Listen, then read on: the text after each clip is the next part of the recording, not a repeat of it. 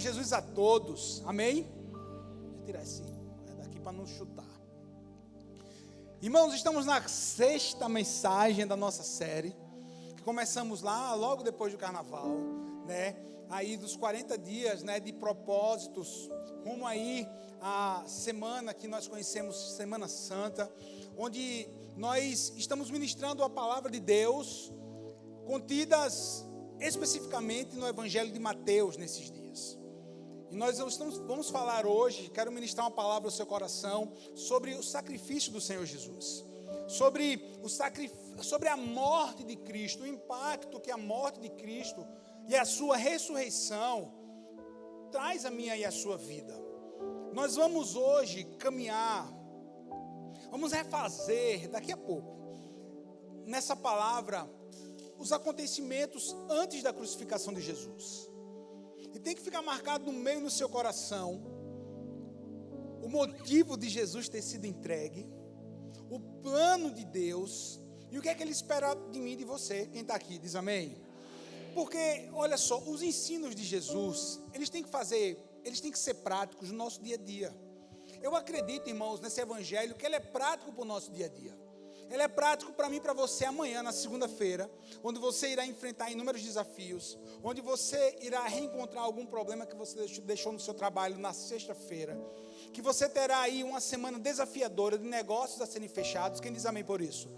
De resultados que você vai produzir, algo que você nem imagina daquilo que você vai viver, mas Deus já está na minha e na sua frente. Quem diz amém por isso?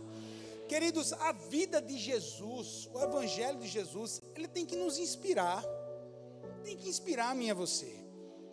A vida de Cristo Jesus, os ensinos, irmão, veja só, ninguém ensinou como Jesus, ninguém falou como Jesus, ninguém trouxe a verdade do reino como Ele. Olha só, quando Jesus veio, antes do seu nascimento, é conhecido como o tempo da lei. Depois do seu nascimento, nós conhecemos como o tempo da graça. Por que o tempo da lei? Porque a lei judaica, ela era não apenas a lei governamental de Israel, era também a lei natural, era também a lei que era seguida pelo governo ali de Israel, pelos que lideravam a nação. A lei era algo espiritual e era também natural. Mas os homens, os religiosos, ao aplicarem essa lei, irmão, era algo muito pesado, que nem eles conseguiam realmente cumprir.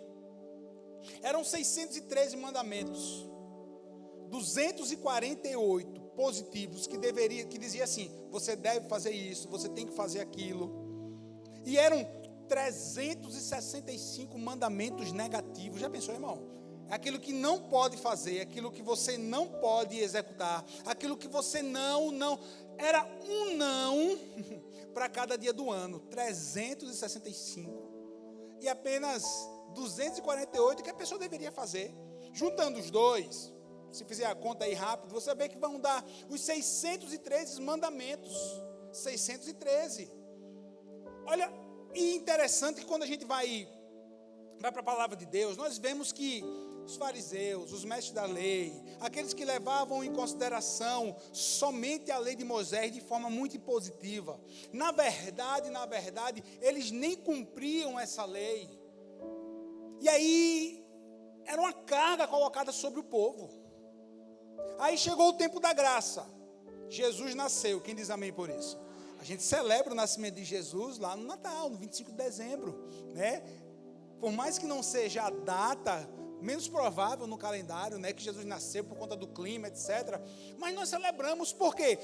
Por exemplo, o Natal, porque antes havia um culto pagão naquela data. Então, depois de Cristo, né, o entendimento foi, né, era necessário haver um esvaziamento daquele culto pagão, e era para ser celebrado o nascimento de Jesus. Daí a celebração do Natal. Eu não vou entrar nesse contexto histórico porque não dá tempo. Mas quando Jesus ele nasce, que ele vai desenvolver o seu ministério, que ele vai ensinar os mandamentos do reino. Lembre-se, Jesus ele não veio formar uma religião. Jesus não veio criar uma religião, ele veio desenvolver o evangelho do reino de Deus na terra. E quando Jesus começa a falar, quando Jesus começa a ministrar, começa a pregar, libertando endemoniados, curando os enfermos, era com tanto amor e ao mesmo tempo com tanta autoridade que as pessoas ficavam realmente perguntando, ninguém nunca ensinou como ele. Tem aquela passagem, né, que os saduceus, lá em Mateus capítulo 22, que os saduceus vão perguntar a Jesus qual é o maior mandamento. Qual o mandamento, qual o maior mandamento? Aí Jesus vai dizer assim, você quer um resumo dos 613? Jesus vai dizer assim, ame a Deus de todo o seu coração, de toda a sua alma, com todo o seu entendimento. Ame a Deus com toda a sua força e ame o seu próximo como a você mesmo. Se você cumprir isso, você está cumprindo toda a lei e os profetas. Ou seja, está cumprindo todo o Pentateuco, vamos dizer assim, todos os 5 primeiros livros da Bíblia, todos os profetas, tanto maiores quanto menores que nós conhecemos hoje. Se você fizer isso, você está fazendo aquilo que está no coração de Deus. Aí os religiosos e as pessoas olhavam para Jesus e diziam assim, nossa, quem é esse que ensina com tanta firmeza, ensina com tanta autoridade, de uma forma tão diferente que toca o coração do povo? Querido, Jesus, ele era acessível a todos, e da mesma forma que ele era quando ele estava fisicamente aqui na terra, os seus propósitos, a sua palavra, o seu evangelho é acessível para todos nós hoje. É por isso que essa palavra tem que fazer diferença na minha e na sua vida amanhã, quem está aqui. Tem que fazer diferença na nossa vida. E Jesus, ele nasce com um propósito. Olha só, pessoa que nasceu com o propósito maior de morrer em nosso lugar. E aí, quando você começa a ler os evangelhos, você vai ver algumas coisas que Jesus passou e que nós também passamos aqui nessa terra. Hoje eu vou ministrar sobre a sua vida, quer dizer, eu nem comecei a pregar, na verdade. Eu vou ministrar sobre a sua vida, sobre Mateus 26 e Mateus 27. O que está contido? Quais são algumas lições? Aquilo que Jesus passou até a sua cruz, que nós, né, não vamos passar cruz hoje, mas algumas situações que acontecem com a gente. Olha, entenda bem uma coisa, Jesus nos ama, amém? Jesus nos ama, mas Ele deseja que eu e você, nós possamos ter um encontro com Ele, e possamos ser transformados pelo evangelho dEle em amor. Não é venha como você está e permaneça como está, não, é venha como você está, seja transformado e tocado pelo amor do Senhor.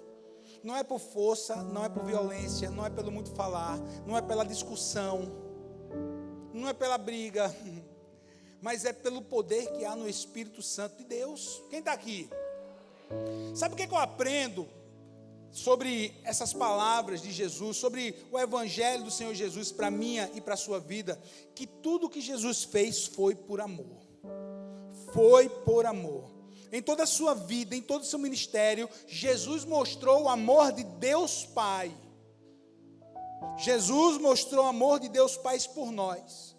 E esse amor era o combustível, a motivação dele ter sido crucificado em nosso lugar.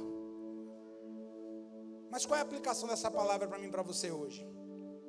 Lá em Mateus capítulo 26, quando nós vamos ler Mateus capítulo 26, versículo 2 e versículo 3, a palavra do Senhor diz assim, eu vou abrir aqui, vou ler só, pode deixar a telão aí, onde você está aí nesse versículo, mas o versículo 1 diz assim, quando acabou de dizer essas coisas, Jesus disse aos seus discípulos, e aí vem esse texto que está aqui no telão, como vocês sabem, estamos a 2 dias da Páscoa, e o Filho do Homem será entregue para ser o que, irmãos? Crucificado. Naquela ocasião, os chefes dos sacerdotes e os líderes religiosos do povo se reuniram no palácio do sumo sacerdote, cujo nome era Caifás, e juntos planejaram prender Jesus à traição e matá-lo. Da mesma forma que o evangelho do Senhor, ele vai ser para que eu e você nós possamos usar em todos os dias da nossa vida, nós temos que aprender uma coisa, quando estamos em Cristo, não é porque nós estamos em Cristo, que será tudo as mil maravilhas na nossa vida, não, olha, Jesus sofreu até conspiração, Jesus sofreu até a conspiração dos seus. Levantaram-se contra Jesus. Já pensou? Um homem que levava uma palavra de paz, de amor, de cura, de libertação. O Filho do Deus vivo, que trazia o evangelho do reino, levantaram conspiração contra ele. Quiseram matar a Jesus. Quiseram planejar contra a vida dele. Querido, entenda bem, na nossa vida vamos passar por situações difíceis. Quem sabe você está atravessando essa situação difícil hoje. Quem sabe eu posso estar pregando para pessoas que foram abandonadas, pessoas que foram criticadas, pessoas que sofreram injúrias. Quem sabe seu coração está pesado nessa noite, porque você sofreu tudo isso. Deixa eu te lembrar uma coisa, querido.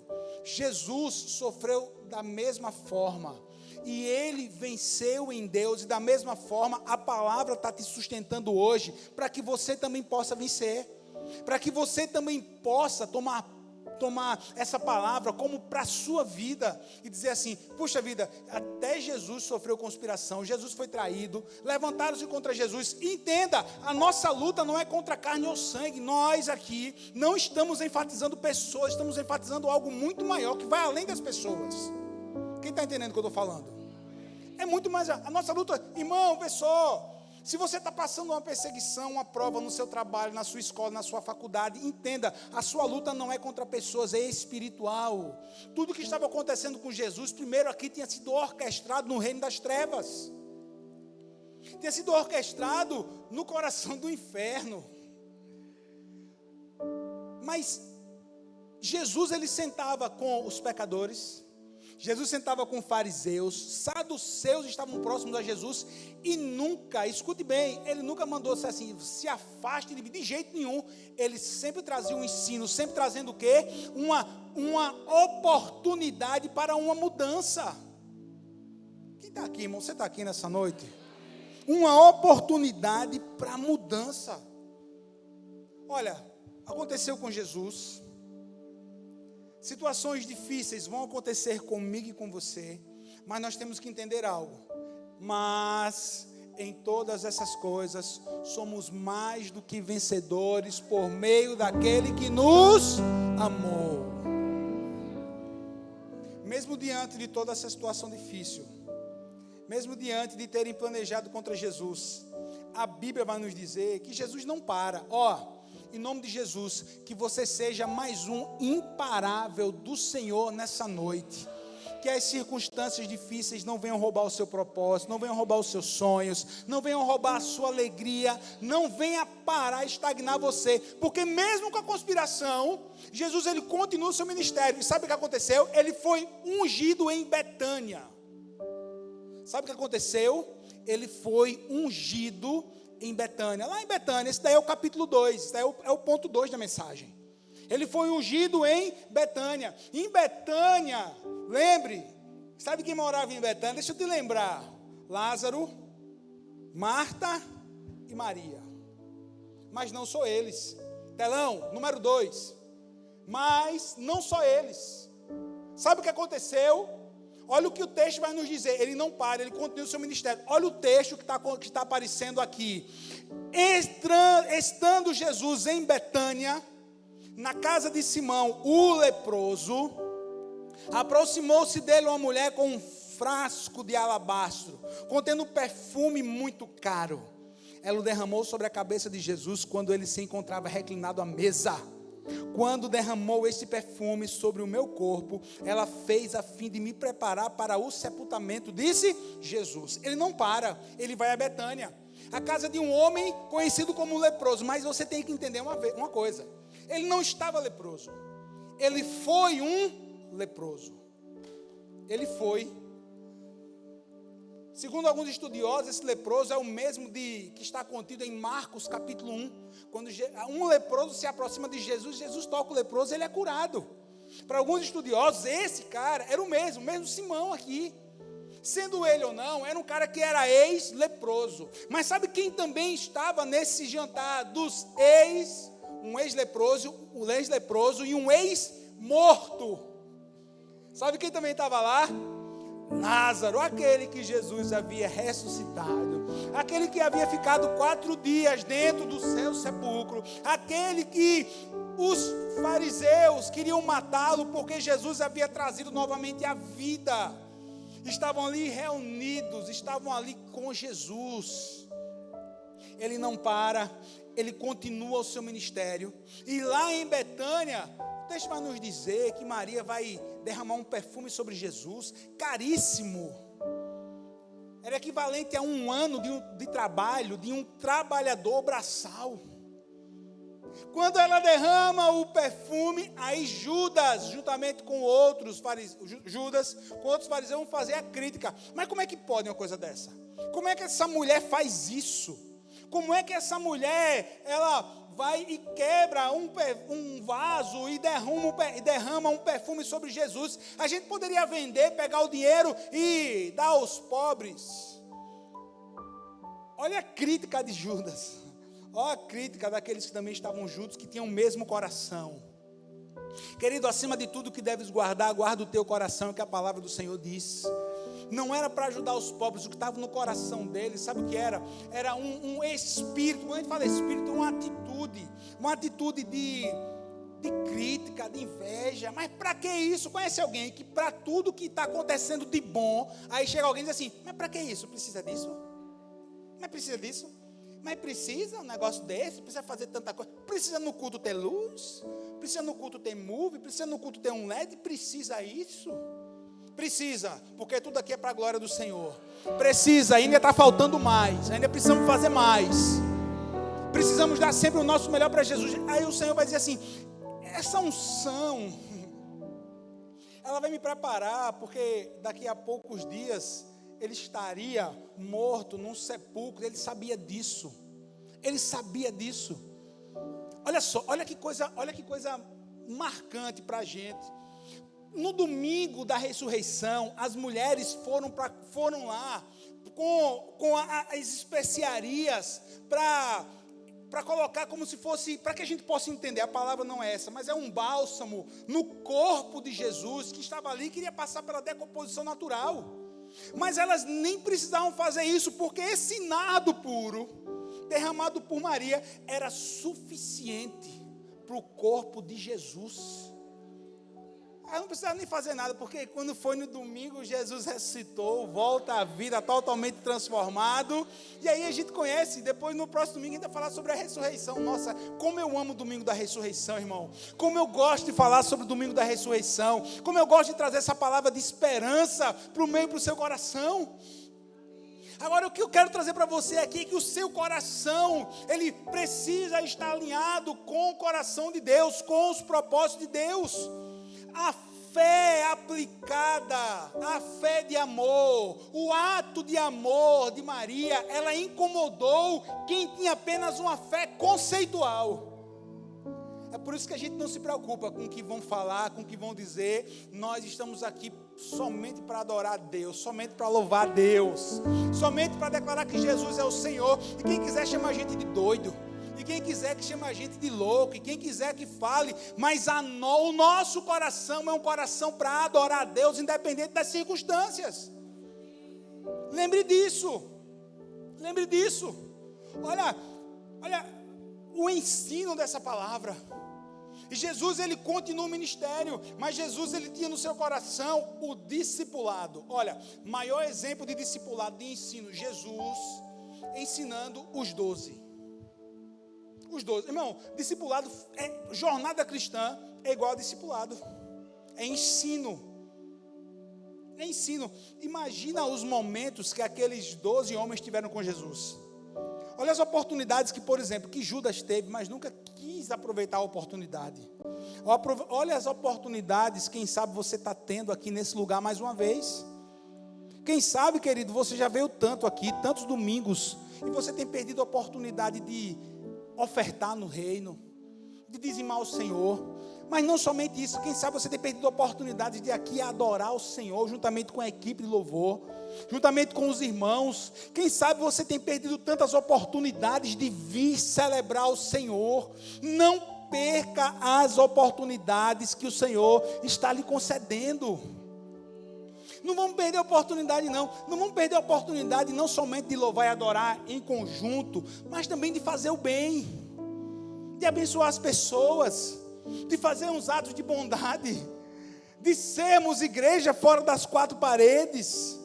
Mas ele continua e ele vai celebrar ali a última Páscoa. Mateus 26 vai dizer assim, aqui Jesus já volta para Jerusalém, voltando o contexto. Enquanto comiam, Jesus tomou o pão, deu graças, partiu e deu aos discípulos, dizendo: tomem e comam isso, tomem e comam, isso é o meu corpo.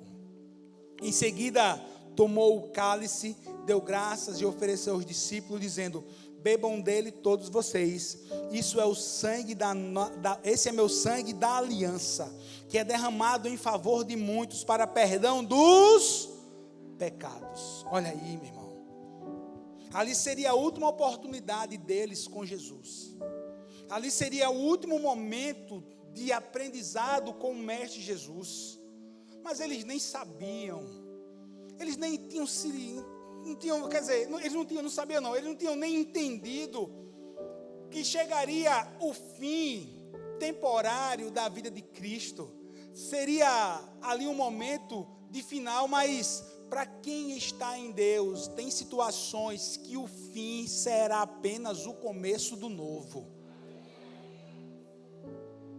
Quem sabe você acha que por conta de uma perda, por conta de uma dor, que eu não faço pouco a ela, porque eu não sei o que você está passando, não sei o que você está vivendo, mas que você acha que sua vida vai acabar, que você não tem mais sentido, porque é uma dor tão grande. Quem sabe alguém que você amava tanto, partiu aqui dessa vida. Quem sabe um sonho seu foi despedaçado. Quem sabe você está com seus sentimentos aí, uma dor terrível no seu coração, e você acha que não tem mais nada para que você possa viver, que não tem mais nada para que você possa desenvolver, que não existe mais sentido na sua vida. Deixa eu trazer essa palavra de fé e esperança, a última palavra para quem crê realmente vem de Deus na nossa vida, vem de Deus. Eu ouvi um pregador dizendo assim: aquilo que muitas vezes nós achamos que é um ponto final, é apenas uma vírgula na história de Deus sobre a nossa história. É algo que nós vamos superar. Aqueles discípulos ali achavam, que realmente era o fim, lá para frente, Jesus crucificado, que não tinha mais jeito, o Messias havia morrido. Dois deles vão até a Emaús, achando que não tinha mais nada para fazer aqui nessa terra, enquanto Jesus, ele reaparece e vai dizer assim: nossa, ainda tem muitas coisas para você fazerem, ainda tem muito para ser desenvolvido no reino, ainda existem muitas pessoas para ouvirem minha palavra através da sua vida. Querido, se você está aqui é porque ainda existe um propósito de Deus sobre a sua vida. Momentos amargos irão passar, toda tempestade passa. Nossa, como eu gosto dessa frase, como ela é real. Toda noite escura termina, todo deserto tem um fim. Aleluia. Eu creio sim que existem pastos verdejantes. Eu creio que existe esse tempo de graça, esse tempo de misericórdia, de favor de Deus sobre a nossa vida. Jesus continua o ministério dele, ele continua o seu discipulado, mas ele vai passar pelos processos, até Cristo ele vai passar pelos processos da vida. Daquela última Páscoa, ele vai ao Getsêmani, e no Getsêmani ele vai ser esmagado. E no Getsêmani os sentimentos do Mestre, do Messias, serão esmagados. O amor sacrificial de Jesus passa pelo seu esmagamento no Getsêmani. Daquela reunião com os discípulos, ele desce para o jardim do Getsêmani. E ele vai chamar Pedro, Tiago e João para estarem mais afastados orando com ele. E Jesus ele vai se afastar mais ainda.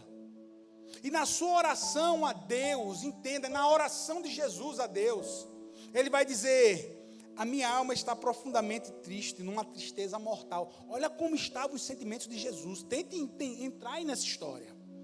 Tente entender essa história. Olha, Jesus está dizendo: Deus, está dizendo assim: Pai, Abba, o meu coração, a minha alma está profundamente triste, numa tristeza mortal. ele vai dizer para os discípulos, ele vai fazer aquela oração, ele vai chorar sangue. Desculpe, ele vai suar sangue. Ele vai suar sangue. Era tamanha angústia no coração do Messias. Mas tem uma lição muito importante para a nossa vida. Querido, todo bom azeite, ou até o mau azeite, a azeitona vai ter que passar pela prensa. Todo vinho vai ter que passar, a uva vai ter que passar pela prensa. Todo trigo para ser usado para fazer pão vai passar pelo debulhador, vai ter que ser separado. Sabe o que é isso? Processos da vida. Se você está aqui nessa noite, está passando por um deserto, está passando por uma prensa, está passando aí por semelhante a um Getsemane, um momento onde você está terrivelmente angustiado, entenda bem uma coisa, existe um propósito de Deus para isso, e em todo tempo você não está sozinho. O Evangelho de Lucas vai nos dizer que Deus, logo depois, manda os anjos para confortarem a Jesus. Entenda bem, olha o tamanho da situação emocional de Jesus, e Deus não desampara. Jesus volta, encontra os discípulos dormindo, eram para estar orando, mas no profundo esmagamento das suas emoções, no profundo esmagamento que ele estava passando ali, ele vai dizer assim: meu Deus, se possível, passa de mim esse cálice. Na verdade, em Mateus ele vai dizer assim: meu Pai, se possível, afasta de mim esse cálice. Eu acredito, irmãos, que o reino espiritual, quando Jesus proferiu essas palavras, Satanás e seus demônios devem ter vibrado, velho. Porque ele estava dizendo assim: se possível, Pai, que eu não vá à cruz. Se possível que eu não sofra. Porque eu falo que o inferno ali, naquela fração de segundo se alegra. Sabe por quê? Porque se Jesus não tivesse ido à cruz, eu e você não desfrutaríamos de relacionamento com Deus. Eu e você não seríamos salvos pela graça de Deus. Toda a humanidade estaria condenada ao inferno.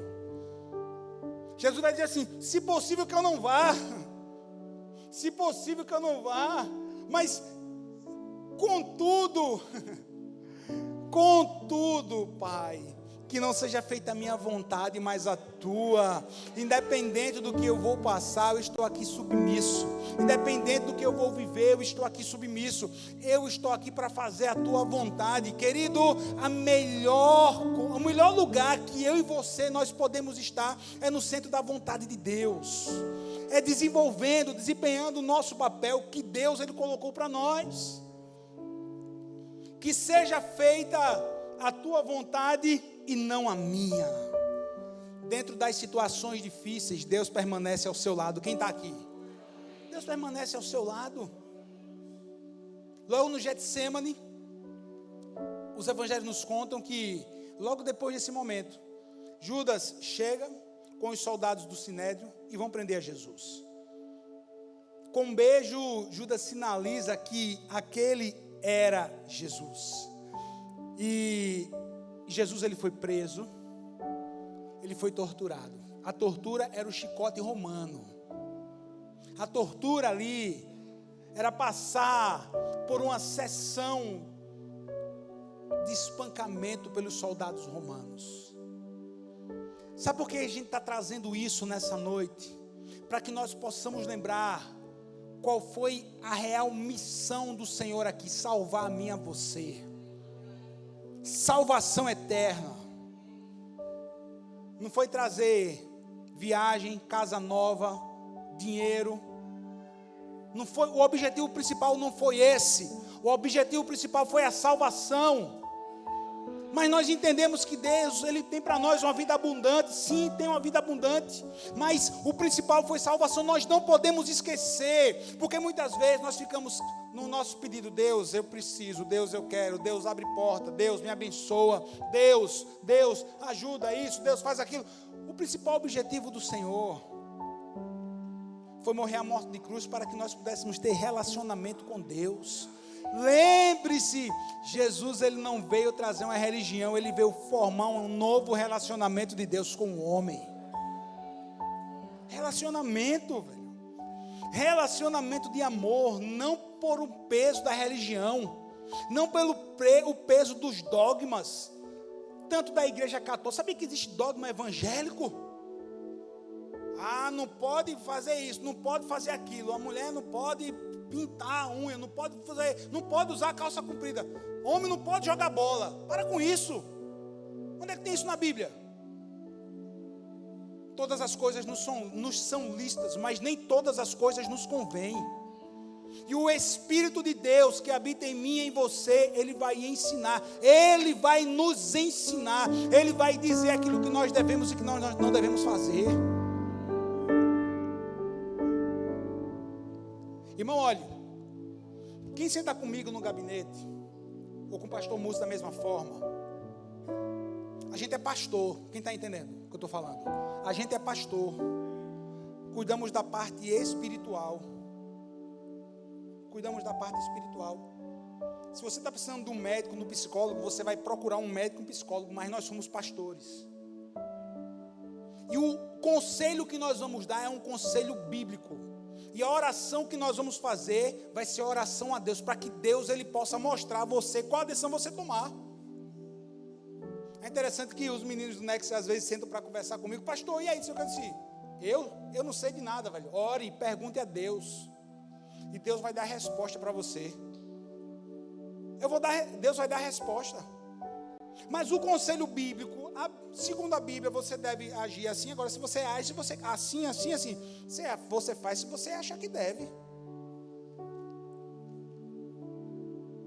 A palavra de Deus vai trazer conselhos práticos para a nossa vida. E lembre-se, tudo isso tem o seu ponto de partida no amor de Deus, que envia Jesus, que passa pelo Calvário, para que eu e você pudéssemos desfrutar dessa palavra hoje. Quem está entendendo o que eu estou falando? Foi preso, foi torturado, Jesus foi condenado injustamente. Pense num julgamento irregular, segundo até a lei de Moisés. Tudo arrumado, tudo arranjado. E como ovelha muda, como uma ovelha que não, sem proferir nenhuma palavra, Jesus vai passar por todo aquele julgamento. Jesus vai ser condenado injustamente, mas ele se manteve como um servo sofredor. Querido, deixa eu trazer algo para você. Entenda deixa eu lembrar você esse conceito bíblico. Quem justifica a mim e a você é o Senhor. Ponto final. Quem justifica é o Senhor.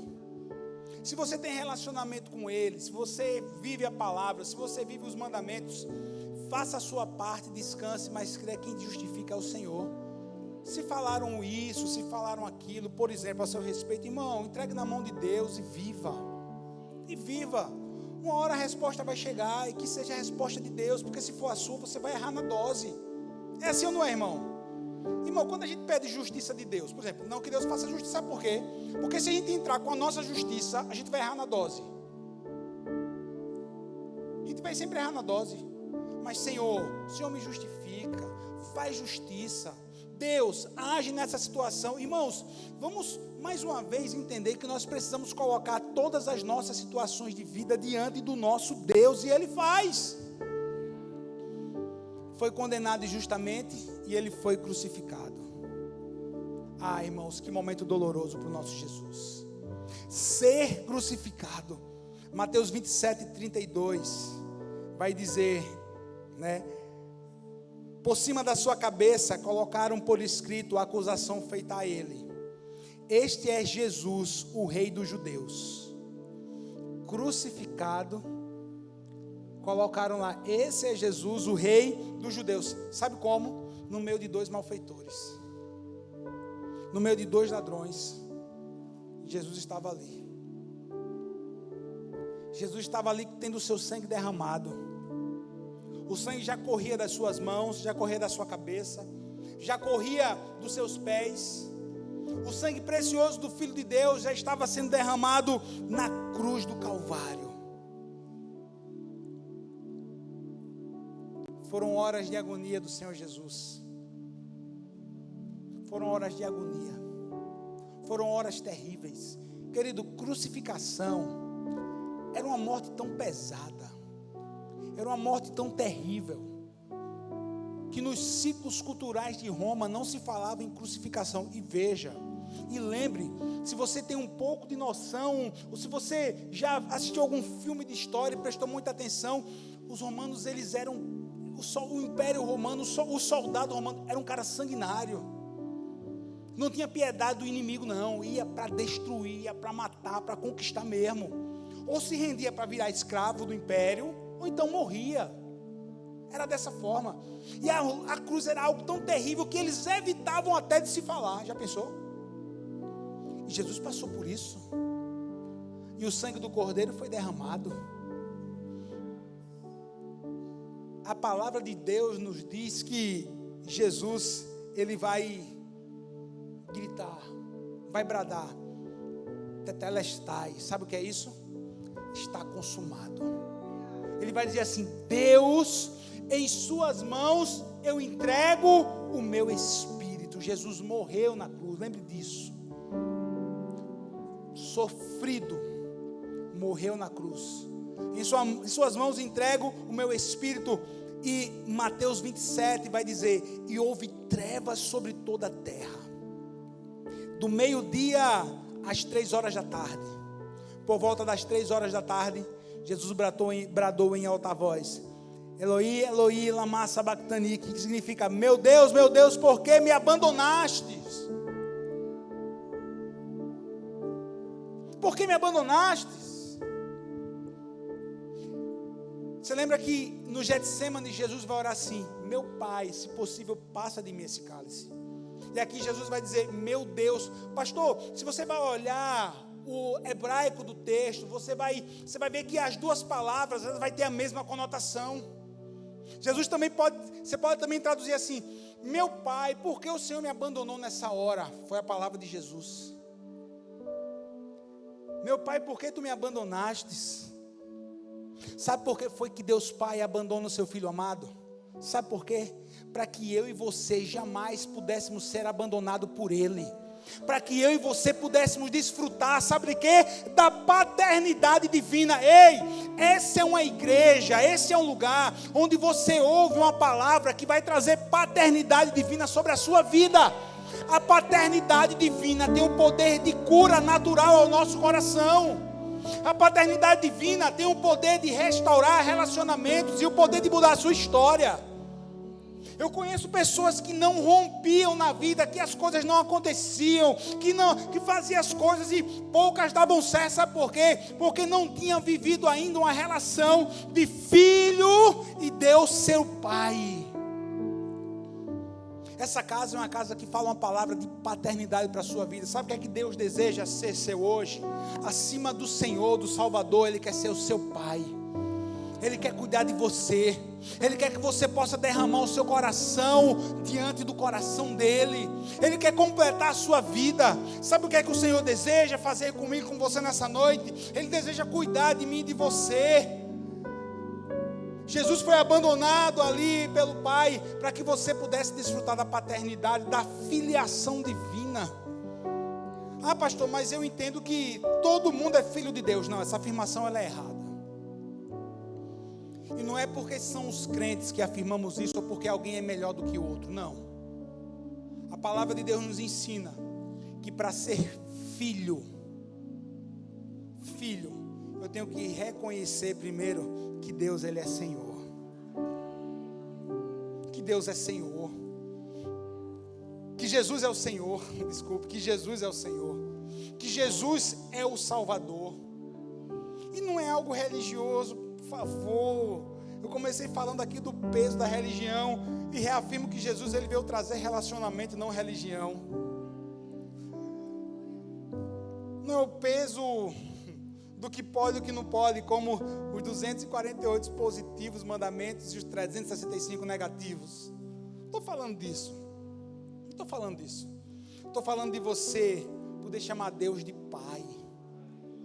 Eu estou falando de você ter a sua vida direcionada, guiada por Ele, de você não viver por aquilo que você acha, mas viver por propósitos. Sabe por que é que infelizmente existem muitas pessoas hoje que acham que é só vir para a igreja? Não, eu estou lá, eu vou fazer o que? Eu não tenho nada para fazer, eu vou para a igreja.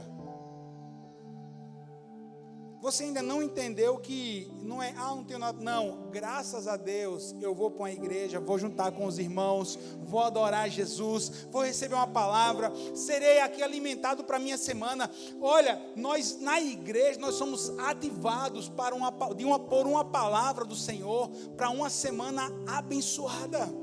O poder que há na comunhão, o poder que há no ajuntamento dos crentes, o poder que há em uma palavra que está sendo liberada sobre a sua vida, querido, uma palavra que a gente está trazendo aqui, está liberando sobre a vida das pessoas, muda a história, muda totalmente a história.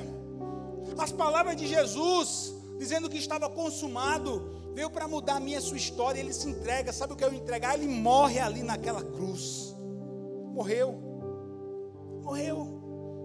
E a Bíblia nos diz que na hora da morte de Jesus houve trevas, mas ao mesmo tempo que houve trevas, lá no templo, lá onde ainda hoje existe lá as paredes do templo de Salomão, o véu, o que fazia separação entre o que era a presença de Deus,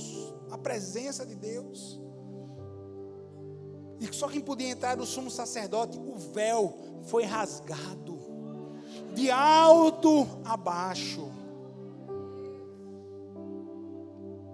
liberando a passagem, ou seja, em Cristo qualquer pessoa, no nome dele, no nome de Jesus, teria acesso a Deus. Já pensou? Já pensou nisso? Acesso a Deus.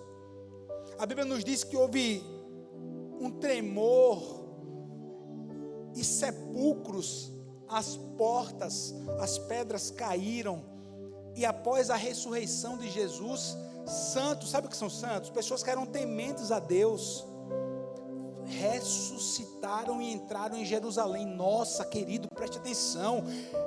A história natural relata isso. Flávio José vai relatar na patrística, vai relatar nas suas obras que pessoas que antes haviam morrido, já estavam sepultadas há dias, voltaram à vida.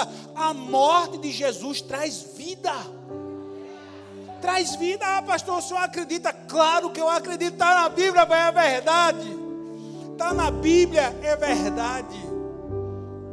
Pastor, o senhor acredita que um homem construiu um barco por mais de 100 anos chamado Arca, e entrou com um casal de animais, né, de animais impuros, e outros de 7 de casais de animais puros e impuros?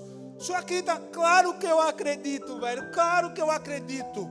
Claro que eu acredito que Deus, ele foi providência na vida de uma família e depois recomeçou. Claro que eu creio. Como não acreditar? Como não acreditar? Ah, pastor, o senhor acredita que o sol parou? Claro que eu acredito. Ô filho, até a NASA já constatou que o sol não apenas parou, mas que a terra girou ao contrário. Nossa, meu Deus, está constatado. Está constatado que o sol parou pela ordem de um homem de Deus, para que a promessa, para que a vontade de Deus se cumprisse. Sol pare no vale, lua no vale de Ajalon, sol pare, e a terra parou, e o povo de Deus ali com Josué derrota os amalequitas. Que vitória! O choro de um homem de Deus, homem que era temente, fez o relógio de Acais. Era a medição feita exatamente pela luz do sol, dentro do templo ainda do rei Ezequias. Volta, não, o sol voltou, meu irmão, rodou ao contrário, não, por conta da oração de um homem. Está registrado na palavra. E quantos testemunhos poderia passar aqui para quantas pessoas contar aquilo que Deus já fez na sua vida. Ah, pastor, Deus me curou. Ah, pastor, Deus abriu uma porta. Ah, pastor, Deus trouxe a solução de algo que parecia impossível. Está aqui a prova. Nossa, quantos testemunhos nós temos hoje do agir de Deus. Tudo isso por conta do sacrifício de Jesus na cruz em nosso lugar. Essa frase é muito forte. Jesus morreu a nossa morte para vivermos a sua vida. Sim, sim. A cruz de Jesus foi uma cruz com propósito. A cruz de Jesus foi uma cruz com propósito.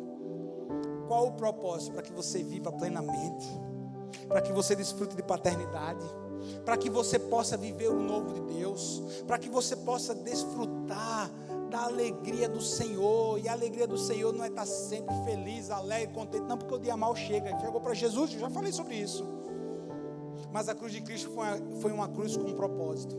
E o propósito maior é que você possa reconhecer quem Ele é, que você possa fazer parte da família de Deus, desfrutando de um relacionamento com Ele, que só dá para a gente testemunhar quando a gente vive realmente.